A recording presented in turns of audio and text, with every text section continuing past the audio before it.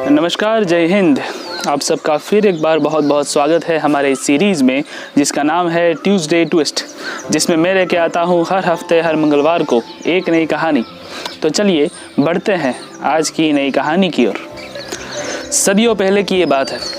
एक बहुत बड़ा राज्य था, या यूँ कहिए कि एक बहुत बड़ा खुशहाल समृद्ध और विकसित राज्य था। उस राज्य में हर तरह की सुविधाएँ थी, हर तरह की व्यवस्थाएँ थी और राज्य की प्रजा बहुत ही संतुष्ट थी। उस राज्य की महानता का अगर किसी को श्रेय जाता था तो वो थे उस राज्य के राजा महाराजा भद्रसेन को, क्योंकि महाराज भद्रसेन ने अपनी वीरता, शौर्य और विद्वत्ता तथा अपने अनुभव के आधार पर इस पूरे राज्य को सींचा था और पूरे विश्व में उनका बहुत ही आदर सत्कार था। प्रजा उनकी लंबी उम्र की प्रार्थना करती थी। लेकिन अब प्रश्न ये था कि महाराज बूढ़े हो चले थे और उन्हें पता था कि शायद अब आने वाले दिनों में वो अपने राज्य की सेवा पहले की तरह नहीं कर पाएंगे। एक सच्चा राजा वही होता है जो अपनी सत्ता से ज़्यादा अपने प्रजा के हित की चिंता करे। महाराज भद्रसेन को भी देश हित में कोई निर्णय लेना ही था। महाराज के 3 बेटे थे।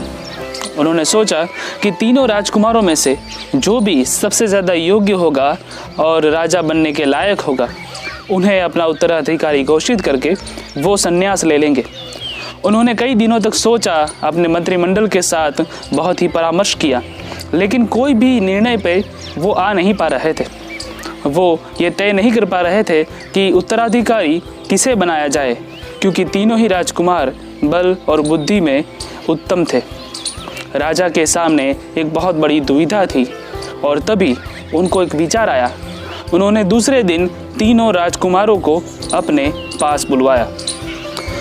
महाराज ने उन तीनों राजकुमारों को एक एक बक्सा दिया और साथ में बताया कि कल से, मतलब कि दूसरे ही दिन से, वो 10 सालों के लिए वन में जाने वाले हैं।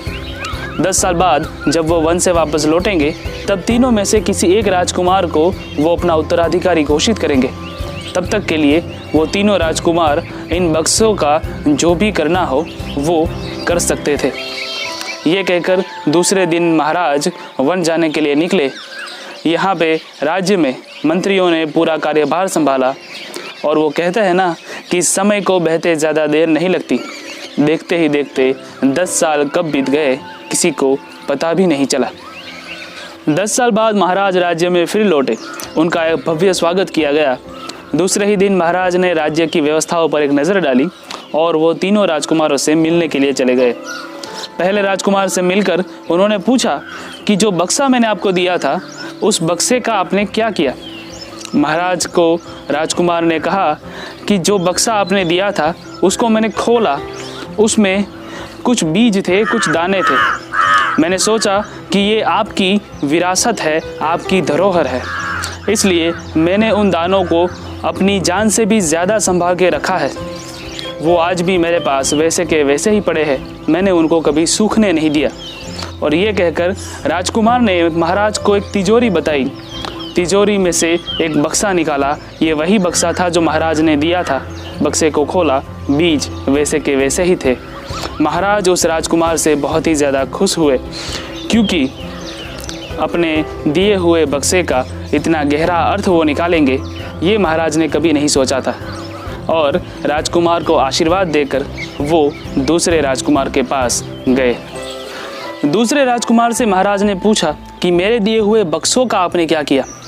तो राजकुमार ने बताया कि पिताजी, मैंने जब बक्से को खोला तो उसमें कुछ बीज निकले और मैंने सोचा कि ये बीज 10 सालों में शायद सड़ भी सकते हैं, इसलिए मैं हर साल उन बीजों को, पुराने बीजों को नए बीजों से बदलता रहा और मैं कोशिश करता था कि आपके दिए हुए बीज से भी उत्तम प्रकार के बीज मैं इसमें रखूं। और ऐसा करके आज जो मेरे पास बीज हैं वो आपने जो दिए थे उससे भी अच्छी नस्ल के, उससे भी उत्तम है। महाराज ने वो बीज देखे, वो सच में बहुत ही अच्छे थे, बहुत ही उम्दा थे। महाराज उन राजकुमार के विचारों से बहुत ही खुश हुए और उन्होंने उस राजकुमार को गले से लगा लिया। अब महाराज तीसरे राजकुमार के पास गए। महाराज ने तीसरे राजकुमार को भी वही सवाल पूछे तो जवाब में राजकुमार ने वो बक्सा महाराज को दिया। महाराज ने बक्सा खोला, उसमें देखा तो वो खाली था, वो बीज नहीं थे। इससे पहले कि महाराज कुछ पूछते, राजकुमार उन्हें राजमहल के पीछे के हिस्से में ले गए। महाराज ने देखा तो वहाँ पे एक बहुत बड़ा वन था, बहुत बड़ा जंगल था। राजकुमार ने बताया कि महाराज आपने जो बीज दिए थे उन्हीं बीजों का क्या उपयोग करूं, वही मैं सोच रहा था। फिर मैंने उन बीजों को बो दिया और एक के बाद एक उन बीजों से पेड़ उगते गए। पेड़ बड़े होते गए, पेड़ को दूसरे बीज आए और उन्हीं बीजों को मैंने फिर से बोया। ऐसा करते करते 10 सालों में ये बहुत बड़ा जंगल तैयार हो गया और उनमें बहुत सारी औषधियाँ भी है, बहुत सारे अच्छी लकड़ियाँ भी है, जिसका इस्तेमाल आज प्रजा अपने उपयोग में करती है। राजकुमार की ये बात जानकर महाराज काफ़ी खुश हुए और उन्होंने दूसरे दिन सभा को बुलवाया। दूसरे दिन सभा में महाराज ने सबसे जो बताया वो हमारे लिए एक बहुत बड़ी सीख है।